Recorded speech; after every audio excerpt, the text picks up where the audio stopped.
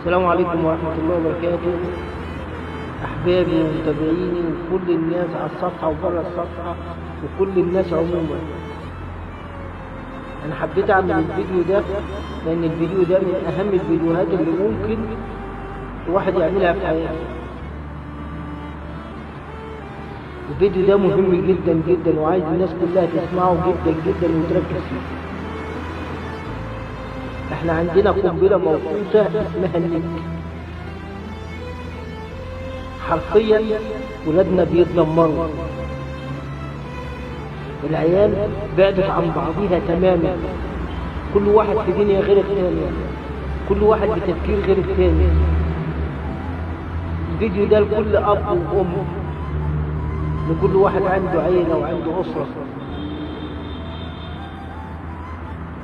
افصل النت عن ولادك ساعة، ساعتين، 3 يوم، اعمل لهم يوم. انا ما بقولش تقطعوا ازاي، افصلوا يوم، افصلوا ساعة، ساعتين. خلي عيالك يتلموا، يكلموا بعض، يطلعوا يتفسحوا. ربنا سبحانه وتعالى خلق الدنيا دي حلوة، خليهم يتمتعوا بيها، خليهم يرجعوا زي زمان، يتكلموا مع بعض، يودوا بعض، يحبوا بعض.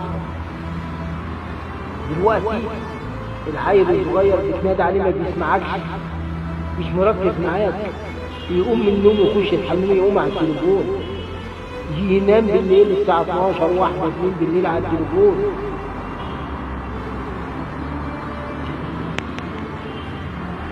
أولادنا تقريبا بيتدمروا واحنا مش واخدين بالنا.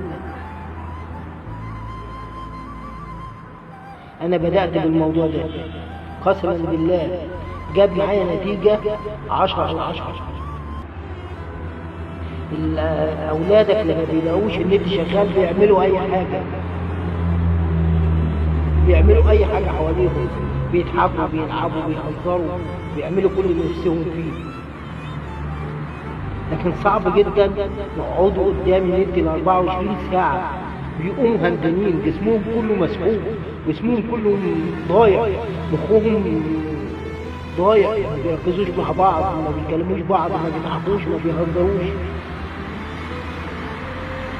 الناس يا ريت تاخد كلامي على محمل الجد. اولادنا بتضيع، اولادنا بتتدمر. يفصل النت يوم 2، اعمل لهم يوم في الاسبوع يفصلوا النت، يقعدوا مع بعض، يصلوا ويروحوا هنا يروحوا هنا، يتلسعوا واحدة واحدة. ده ادمان، اسحبوا منهم تدريجي واحدة واحدة. انا كنت بتكلم مع واحد صاحبي النهارده واتفقنا على الموضوع ده، وفعلا الموضوع ده جاب نتيجة ايجابية. خلي الحياة ترجع لها طعم، ليها معنى، خلي اولادنا يعرفوا يعيشوا بجد. هم كده ميتين اكلينيكيا. ايه الحياة بتاعتهم دي؟ حياة متدمرة. انا قلت اللي عندي، ويا ريت الناس تسمع كلامي، يا ريت الناس تسمع كلامي. اولادنا بتتدمر، اولادنا بتتدمر، اولادنا بتتدمر. السلام عليكم ورحمة الله وبركاته.